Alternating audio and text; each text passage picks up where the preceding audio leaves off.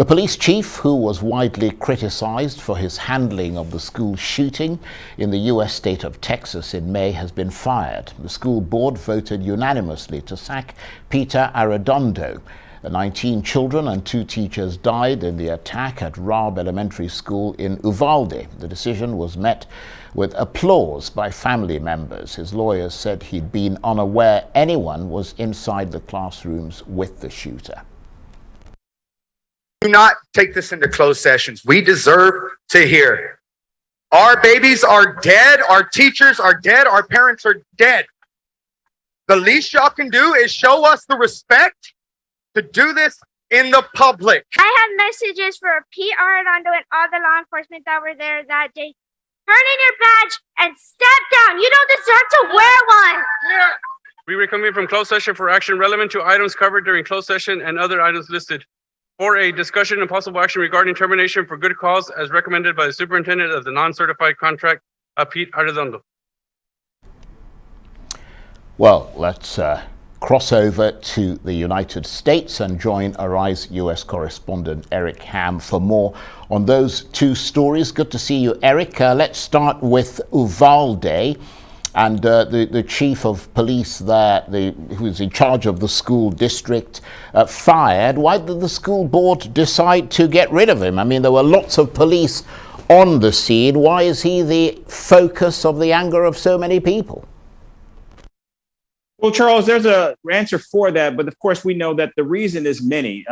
He is the one person that is actually under the jurisdiction of the school district. Remember, he is the chief of police for the school district of Uvalde. And so they have an opportunity to actually hold him accountable for what they believe he either did or did not do. And of course, many have certainly made it clear that they believe because he was in charge of the response by police that day, being the chief of police for the school district, he certainly had a role to play in how long those officers delayed in going in. And as a result, many believe it's because of that delay, we saw so many children and students and teachers actually killed that day. So not only was he fired by unanimous vote from the board to lose his job as police chief, but remember, he was also supposed to take a position as a member of city council, and he also was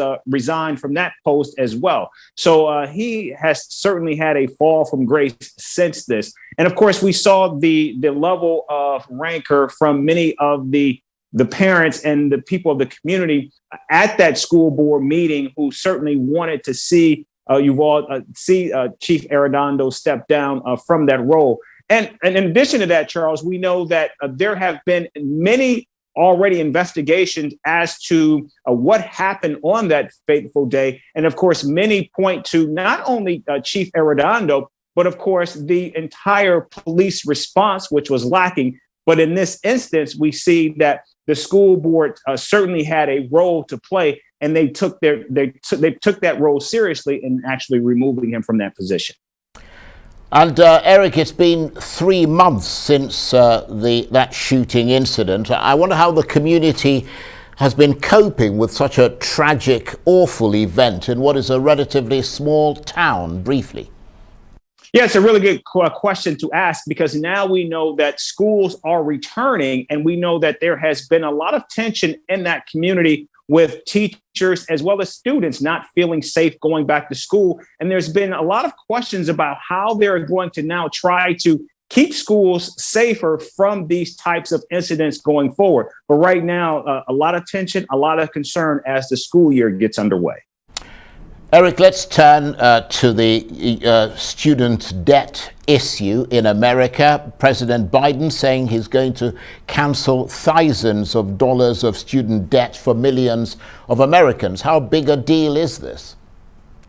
Well, this is a big deal. We know that this is something that the president ran on when he was a candidate for president. And we also know that his left flank, many progressives have certainly pushed the president to do this. Yesterday, the president announced that he would be canceling student loan debt for students at around $10,000. It would be $20,000 for couples making under $250,000. $10,000 of that debt will be canceled for individuals making less than $125,000. And of course, we know that there were some lawmakers, including the Senate Majority Leader Chuck Schumer, who just before the announcement had been pushing the president up to that point to actually cancel as much as $50,000 in student loan debt. And of course, a number of other members were doing the same. Now, the reaction since this announcement has been a bit mixed. There are many people on one side who are happy that the president actually moved to make this decision, but there are also some who believe that decision did not go far enough.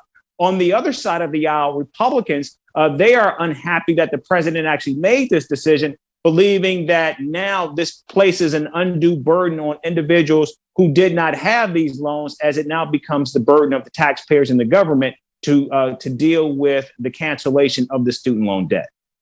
And briefly, Eric, I understand that those who have this sort of debt are much more likely to be non-white. Yeah, that's right. In fact, if you look at the number of Black and brown individuals, their student loan debt, Charles, is actually much, much higher. And so while $10,000 is certainly better than nothing, particularly for people of color, the amount of student loan debt is actually into the six-figure amount. So while this is something, it doesn't go as far as some would have liked to have seen. And many believe that this could just be a starting point and we could actually see more. Eric, thanks very much indeed. Eric Ham, Arise US correspondent, talking to me there from Washington.